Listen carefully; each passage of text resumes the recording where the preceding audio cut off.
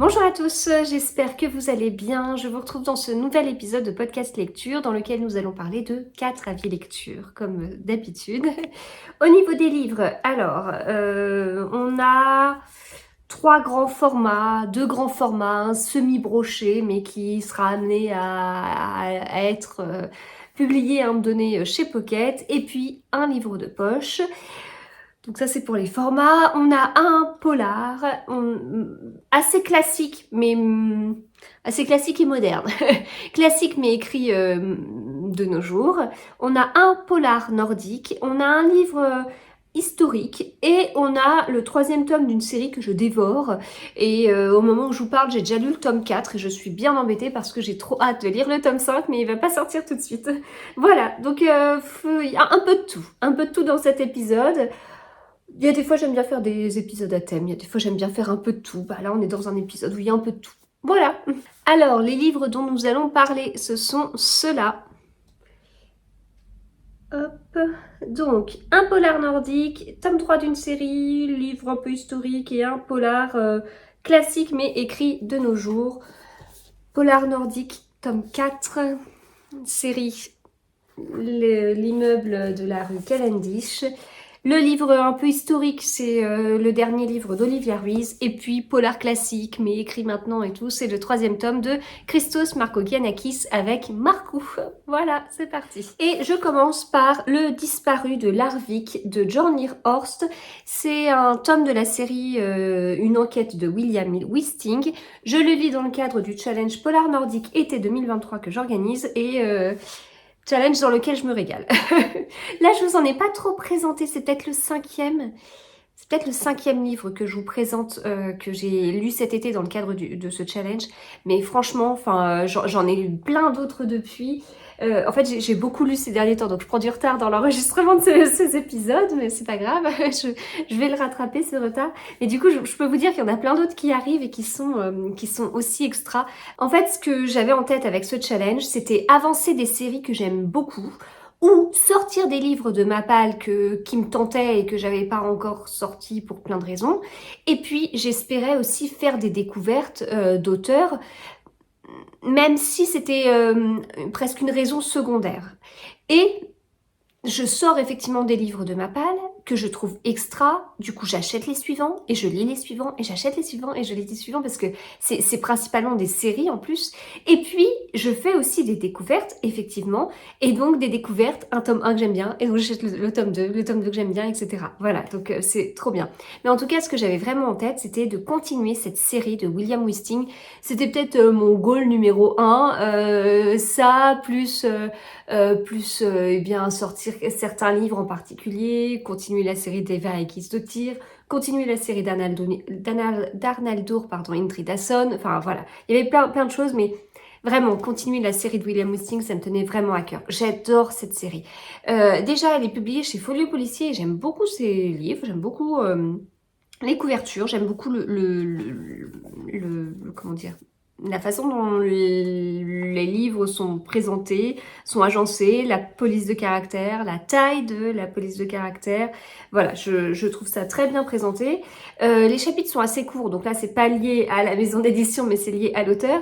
Les chapitres sont assez courts, donc c'est assez dynamique.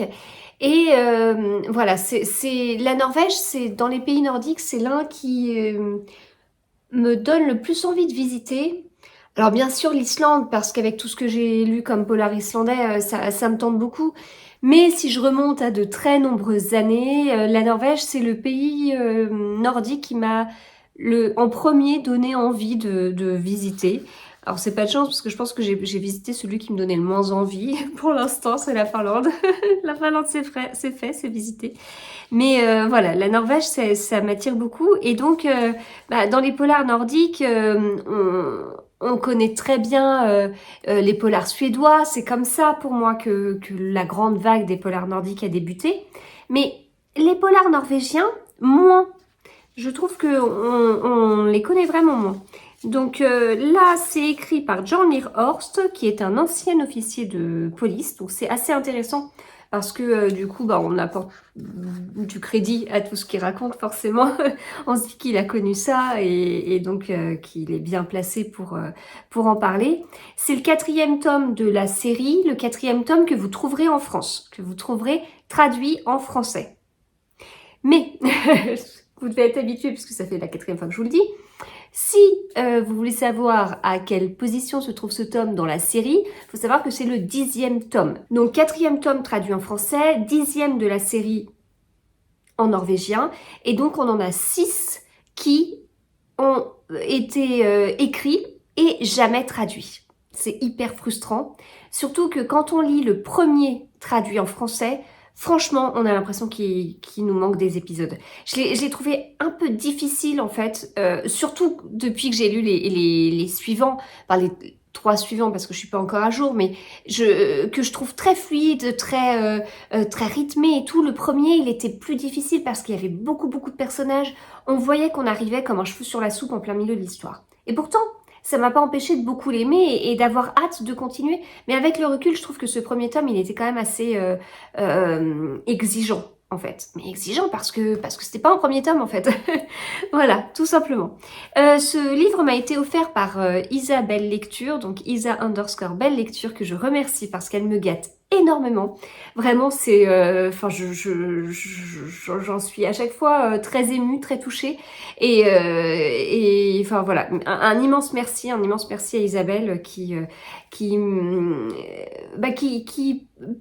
pioche des livres dans ma wishlist, qui me les offre et ce qu'elle pioche, c'est toujours hyper, comment dire, pertinent, enfin hyper en accord avec ce que j'ai envie de lire, enfin ou en lien avec des challenges que j'organise et tout. Donc voilà, un immense merci. Et donc voilà, j'ai lu ce livre que j'ai beaucoup aimé. C'est un tome qui se passe en été, donc par rapport à l'objectif du challenge polar nordique qui était de lire un livre qui se passait en hiver alors qu'il faisait froid pour nous rafraîchir l'été. Bon là non, c'est un tome qui se passe en été et c'est bien écrit qu'il fait plutôt chaud. Donc un peu moins rafraîchissant que d'autres. Ce que j'aime beaucoup dans cette série, c'est déjà le personnage de William Wisting qui, alors il est inspecteur je crois, voilà, inspecteur, et donc il mène ses enquêtes et tout ça. Il a un petit côté Servaz parce que, donc Martin Servaz de Bernard Minier, parce que il est très humain, il est sensible, il se remet en question, il doute, il réfléchit, et voilà, c'est bien, c'est très bien d'avoir toutes ces qualités-là.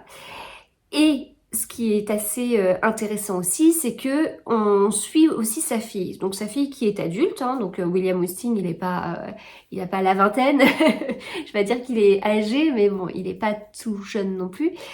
Et donc sa fille, Lynn, elle est journaliste.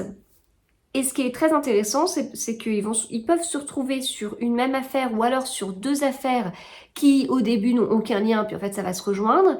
Et ça rend la lecture très dynamique parce qu'on a un chapitre William, un chapitre Lynn, un chapitre William, un chapitre Lynn. Ce qui est très intéressant aussi, c'est que la relation entre un journaliste et un policier, c'est assez particulier, mais quand c'est un père policier et sa fille journaliste, c'est encore plus particulier. Ils arrivent très bien à gérer ça. On pourrait avoir vraiment des choses malsaines ou vraiment des trucs où on se dit non, à la maison on parle pas travail pour éviter d'avoir des fuites et compagnie. Mais non, ils arrivent vraiment à gérer cette relation et leur travail à chacun d'une façon vraiment que je trouve très bien, enfin de façon saine pour le coup et détendue et voilà, transparente. Globalement, bien sûr, tout le monde ne va pas dire tout ce qu'il sait, etc. Mais voilà, j'aime beaucoup. Là, cette relation, on la voit un petit peu moins parce que Lynn, elle est occupée pour d'autres raisons, de très jolies raisons. Et donc, elle va être un petit peu mise alors à l'écart. Elle va moins être sur le devant de la scène que dans les tomes précédents. Donc on voit davantage William, donc on a moins cette alternance en fait. Ce qui fait que au début, il était peut-être un petit peu moins rythmé que les tomes 2 et 3, traduits en français. Ce qui correspond aux tomes 8 et 9 de la série, qui étaient très rythmés. Mais on retourne sur les fins des tomes précédents avec un rythme très haletant, avec une fin digne de grands thrillers. Et c'est ce que j'apprécie aussi dans ces livres, c'est qu'on a un côté policier très classique, on a ce rythme, donc soit alternance de 2 enquêtes, soit on n'a qu'une seule enquête, mais ça va, enfin ça reste quand même, c'est pas aussi rythmé que quand on a 2 enquêtes en parallèle, mais c'est quand même assez fluide. Et après, au bout d'un moment, le rythme s'accélère et jusqu'à la fin, on a peur pour les personnages, on se dit c'est pas possible, ils vont pas s'en sortir, etc. Et ça, c'est vraiment, enfin, moi j'aime vraiment beaucoup. Voilà, j'aime vraiment beaucoup. On dit toujours que les polars nordiques, c'est lent, on s'ennuie. Alors déjà, ça veut dire que c'est des gens qui passent à côté de toute l'écriture angoissante et du suspense qui est mis dans ces livres, mais bon, c'est pas grave. Mais là, franchement, avec les rythmes qu'on peut avoir, il faut vraiment être d'une exigence assez dingue pour se dire que tous les polars nordiques sont très lents. Ce que j'apprécie aussi, c'est l'écriture de Jornir Horst. On est vraiment sur une écriture nordique comme on peut s'y attendre, avec un côté très subtil, avec des sous-entendus. Alors, c'est pas justement des sous-entendus lourds, non, tout est en subtilité. On dit pas tout au lecteur, mais on donne des petits éléments qui sont suffisants pour que le lecteur comprenne. Il n'y a pas besoin d'arriver avec ses grands sabots et de mettre des éléments subtils et de les remettre et après de dire explicitement, etc., etc. Non, là vraiment, donc au lecteur d'être attentif, mais une fois qu'on l'est, on a beaucoup d'éléments comme ça qui sont donnés par petites touches et d'une façon très fine. Donc voilà, ça j'aime beaucoup l'écriture et puis avec ce truc aussi que j'avais découvert dans les polars nordiques avec Camilla Lackberg et que je continue à apprécier, c'est ces côtés, et peut-être que là, ceux qui n'aiment pas les polars nordiques diront bah voilà c'est lent, c'est ce côté hyper réaliste où dans une discussion, on va avoir un personnage qui va boire son café en même temps, qui va manger et rater sa bouche, qui va, enfin voilà, des petites choses vraiment de la vie quotidienne, des petites touches comme ça, qui donnent l'impression de ne rien apporter au récit, qui donnent l'impression de ne rien apporter à l'enquête. Oui, ça n'apporte rien à l'enquête. En revanche, ça donne une dimension très humaine, une dimension très réaliste. Et moi, ça m'aide à m'accrocher vraiment à l'histoire, ça m'aide à m'imaginer la scène. Et donc, j'apprécie encore plus. Voilà. Donc ça, pour moi, ça fait partie de caractéristiques de l'écriture nordique que j'apprécie beaucoup. Et là, on l'a avec Jornir Horst. Voilà, donc c'est une de mes séries chouchous. Alors j'avais adoré la série islandaise des enquêtes de Siglufjörður écrite par Ragnar Jonasson, mais je suis à jour depuis un long moment maintenant. Et dans mes séries en cours, eh bien c'est ma série nordique chouchou. Alors il y en a plein que j'apprécie, il y en a plein que je découvre, il y en a plein qui sont très très chouettes, mais celle-ci vraiment, je l'aime vraiment beaucoup. Voilà. Donc c'était Le Disparu de Larvik de Jornir Horst chez Folio Policy. Je continue avec une autre série chouchou, mais alors pas du tout polar nordique, on est dans de la littérature contemporaine. J'ai commencé cette série et j'y suis allée, j'ai enchaîné les tomes et maintenant je n'ai plus qu'à pleurer parce que je suis à jour. Voilà, donc je vous présente le tome 3 de L'immeuble de la rue Cavendish. J'en aurai encore un à vous présenter, le tome 4, mais je l'ai déjà lu au moment où je vous parle, donc voilà. Donc il est sorti chez Les Escales, il n'est pas encore chez Pocket. Cette couverture, elle est trop chouette, en plus couleur très estivale dans les bleus comme ça. Alors, dans cette série, ce qui est assez original, c'est que on va découvrir des personnages de l'immeuble de la rue Cavendish à chaque tome. Donc dans le premier tome, on découvre Margot. Dans le deuxième tome, on découvre Charlotte et dans le troisième tome, on découvre Lucie. Margot, elle était jeune adulte, célibataire. Charlotte, elle était mère de famille, voilà, mariée, 2 enfants, un travail. Et là, on découvre Lucie, Lucie qui est une personne âgée. Et donc, j'apprécie ce renouvellement, j'apprécie le fait de découvrir des personnages qui n'ont rien à voir. Et j'apprécie que on suive une personne âgée. En fait, c'est assez rare que je lise des livres avec en personnage principal une personne âgée. Alors, il y a bien sûr toute la vague des livres où on a une grand-mère, où c'est des livres hommage justement à une grand-mère, où on a des très beaux moments de partage, où on peut avoir plusieurs générations dans le livre, une grand-mère et sa petite-fille ou son petit-fils, grand-mère, mère et petite-fille, enfin voilà, tous ces trucs-là. Mais vraiment centré sur une personne âgée, sans qu'on ait autour les enfants et les petits-enfants, bah, c'est assez rare. Et j'ai apprécié parce que du coup, on va sur des problématiques que j'ai pas beaucoup eu l'habitude de lire.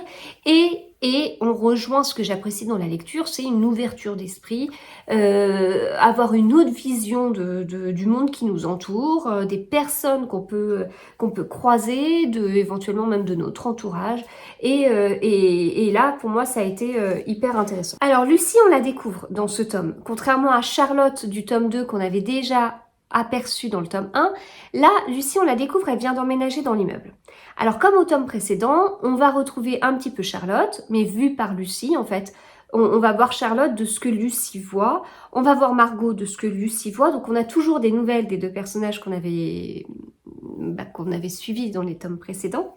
Mais c'est quand même principalement centré sur Lucie, avec eh bien une personne âgée qui vit seule parce que son mari vient de décéder, des histoires d'héritage, bon, des choses qui font froid dans le dos. Vraiment, elle a des enfants pas très sympathiques. Et donc, elle se retrouve à vivre dans un tout petit logement, etc. Ce qui n'était pas du tout son cas. Et donc, bah, elle a même plus la même place que ce qu'elle pouvait avoir avant. Et par rapport à ses meilleurs amis, comment assumer le fait qu'elle a plus les mêmes moyens qu'avant, etc. Bon, donc il y a plein de trucs par rapport à tout ça.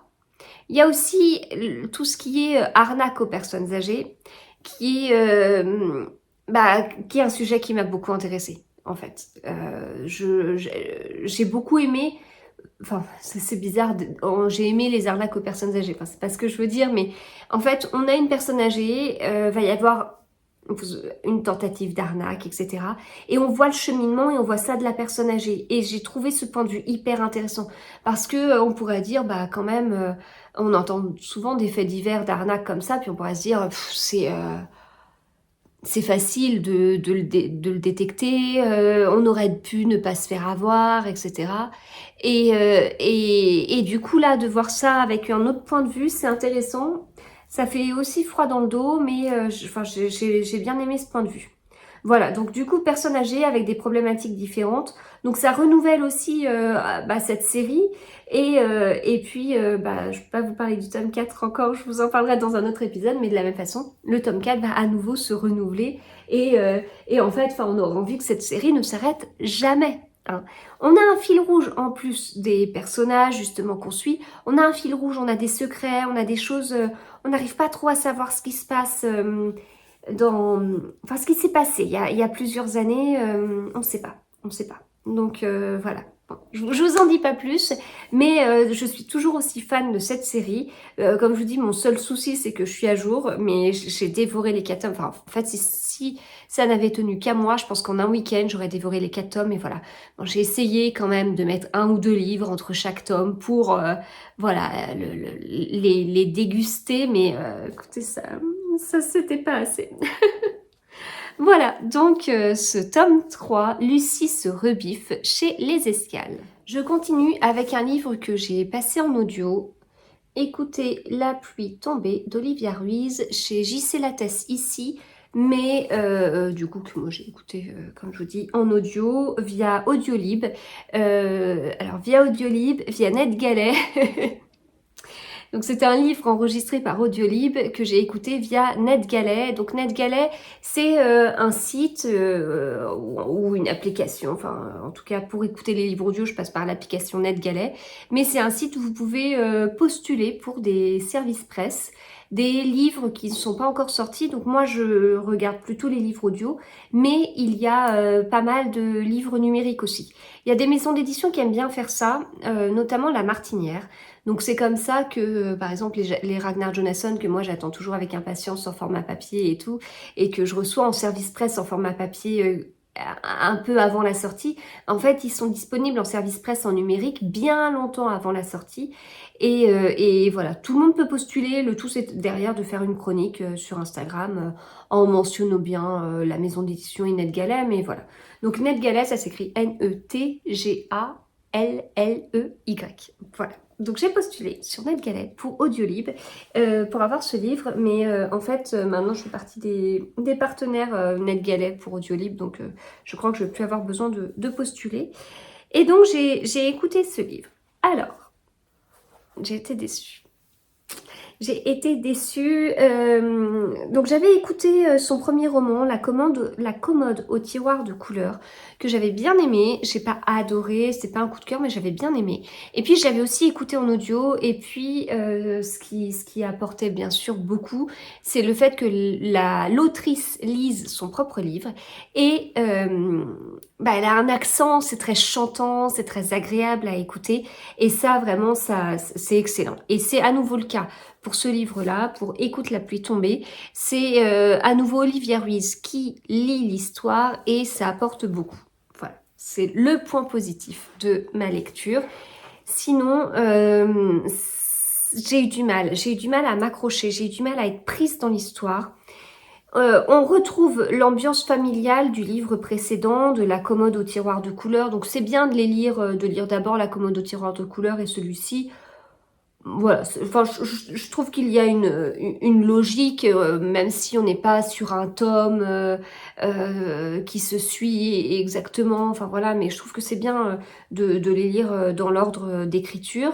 Donc on retrouve cette ambiance et tout, il y a un côté historique, parce qu'on va découvrir, enfin là c'est mis d'une hacienda près de Tolède à la prison madrilène de Ventas où le franquisme fait rage, en passant par un paquebot transatlantique. Voilà, donc il y a un côté historique, il y a un côté voyage. Donc tout ça, c'est assez intéressant. Mais en fait, on a beaucoup de personnages, on a beaucoup de lieux.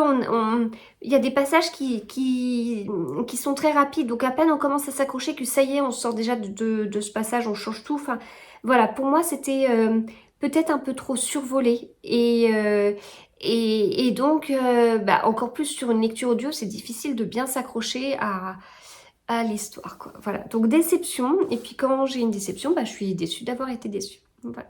Et je termine avec ce livre de Christos Markogiannakis qui est Mourir en scène chez Albin Michel. C'est un tome 2, il n'est jamais sorti en poche, donc si vous le voulez, il faudra le prendre chez Albin Michel. On retrouve notre capitaine de police Christophoros Markou. Voilà, donc on a Christos Markogiannakis qui écrit un livre avec Christophoros Markou. Donc c'est très, très rigolo, je trouve. Et moi, j'ai à nouveau passé un bon moment. Donc, le tome 1 s'appelait Au 5e étage de la faculté de droit.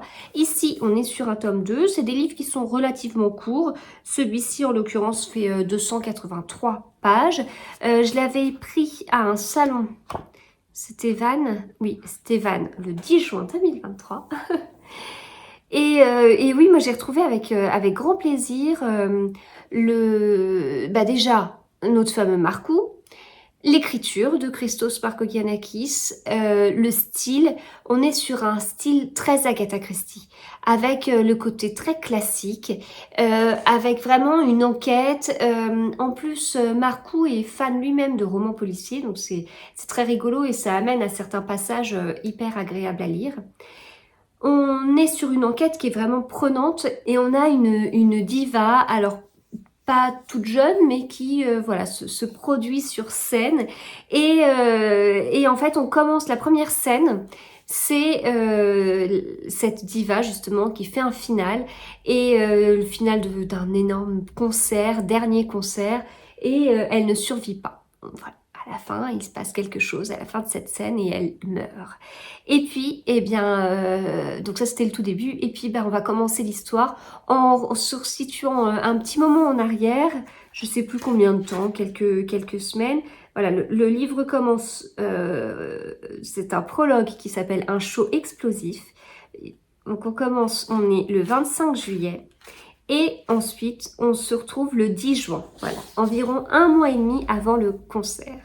D'ailleurs, les titres des chapitres moi j'aime beaucoup. Les chapitres sont assez courts globalement, mais j'aime beaucoup. Là, on a pension alimentaire, frein saboté, bodyguard, à chaque pas vers la lumière, le vide est là, la profileuse, harceleur invisible, Allah est avec lui, une journée tranquille, contradiction, demi-tour et retour chez la Vanda, quelle ressemblance. Voilà, moi j'aime bien, ces petits titres de chapitres me plaisent toujours beaucoup. Alors, je suis pas habituée à lire des livres avec des titres de chapitres, souvent c'est mis chapitre 1 et ça s'arrête là. Donc moi j'apprécie ces titres et voilà, on a une enquête vraiment classique, on a un nombre fini de suspects. Marcou va les interroger les uns avec les autres, on va voir son cheminement pour arriver au dénouement et on a un dénouement qui prend une bonne place dans le livre, vraiment. Mais un dénouement vraiment à la Poirot, avec ce côté où en fait on va suivre le cheminement de Marcou, on va suivre comment il est arrivé à cette conclusion et il va nous faire croire qu'il est arrivé à une conclusion, puis en fait c'est pas le cas, il est arrivé à une autre conclusion. Donc voilà, dans ce long dénouement en fait on est surpris parce que on nous mène vers un endroit et en fait Marcou joue un peu avec nous quoi. Donc voilà, dénouement très complet et ce que j'aime bien parce que c'est une longue démonstration mathématique en fait. Donc c'est agréable à lire et c'est pas un dénouement qui arrive comme un cheveu sur la soupe. On voit tout le cheminement et comment il est arrivé à ce résultat en fait. Et du coup, avec notre diva, j'avais l'impression de voir un peu la Castafiore et je résumerais ce livre comme un mélange entre Tintin et Agatha Christie. Voilà. Et quand je dis que ça me fait penser à Agatha Christie, il n'y a pas du tout de plagiat ni quoi que ce soit, mais on sent une bonne influence Agatha Christie, et quand on aime Agatha Christie, on ne peut qu'apprécier. Du coup, lire cette série de Christos Marcogiannakis, c'est un bel hommage. Et je vous parle du tome 2, mais depuis j'ai lu le tome 3, et c'est pareil, et voire même encore plus, je trouve, au niveau hommage à Agatha Christie. Voilà. Bon, eh bien c'est tout, je vais m'arrêter là. Enfin juste, c'est un tome 2, je vous conseille de lire le tome 1 avant, parce qu'il y a des petites références. Et puis voilà, on suit Marcou. Alors la vie privée de Marcou, elle n'est pas hyper développée non plus, hein, mais c'est quand même bien de le suivre, parce qu'il y a des petites choses, des petites références au tome précédent. Voilà, c'était tout ce que j'avais à dire. Eh bien, écoutez, j'espère que cette vidéo vous a plu. Si vous avez... déjà, si vous avez lu celui-ci, je veux bien avoir votre avis. Et puis, si vous avez aussi commencé ces séries, dites-le moi. Où est-ce que vous en êtes? Ce que vous en avez pensé et tout et tout. Voilà, je vous souhaite de très bonnes lectures et on se retrouve bientôt.